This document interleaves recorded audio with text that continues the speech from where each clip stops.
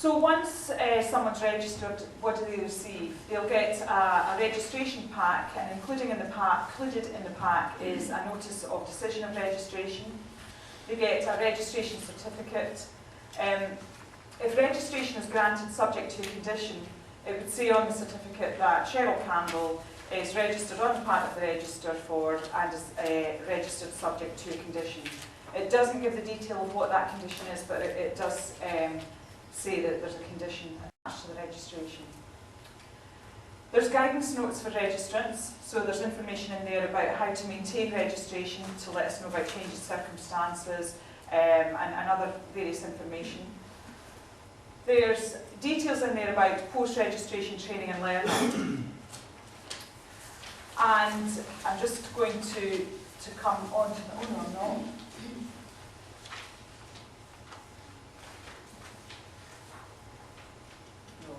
Sorry. So before I go into the post-registration training and learning, I'll just talk to you about the registration period. Registration is granted for a 3 or a 5 year period. And I've already spoken about how to renew your registration. You would complete the application form, which is pre-populated application form, which says the information where you're working just now that we already hold. Complete a Disclosure Scotland form, and where necessary, provide evidence that they've met a condition on registration. And where requested, submit their post-registration training and learning record of achievement. And I'll come on to that just shortly. I've put up there what the requirements are for each part of the register in relation to PRTL and what the term of registration is for each different part of the register. I'm not going to stand and go through every part, so it's just something that you can reference. Post-registration training and learning then. Each registrant is required to undertake post-registration training and learning within their period of registration.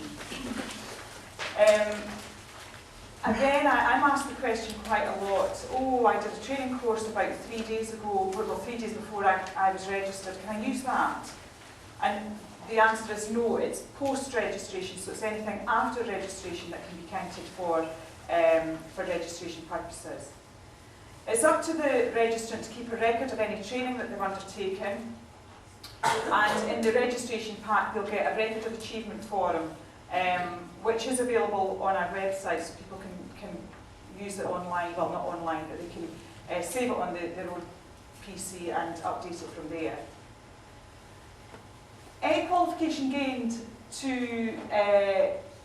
which meets the qualification criteria as part of a conditional registration can be put forward as post-registration training and learning. So they wouldn't have to do the qualification and do additional post-registration training and learning. The training can take the form of attending workshops, seminars, shadowing, work experience. It could be formal training courses. It could be any activity that an individual registrant feels it's informed the practice. So it could be a team meeting, for example, where maybe a couple of hours was spent discussing a particular issue, and they feel that that's informed the practice and they have learned something from that.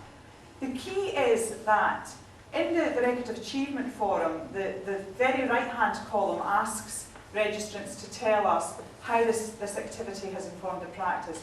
We're not so much interested in what the activity was, because people learn in very different ways, and people might, there might be a 3-day training course that somebody goes on and actually they didn't learn an awful lot, but another person went on the same 3-day training course and that's really informed the practice and they feel that it's benefited them quite a bit.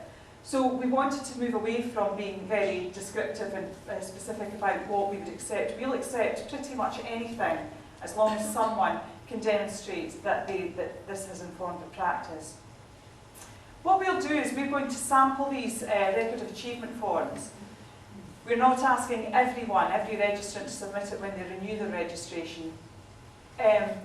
When we write out to people to renew their registration, we may say we're sampling them, so we're doing a percentage of registrants to submit their PRTL. Now that's the end of the presentation. and I'm quite happy to take questions. It's a real quick overview of the SLSC and the process, but I'm quite happy to take any questions that anyone has.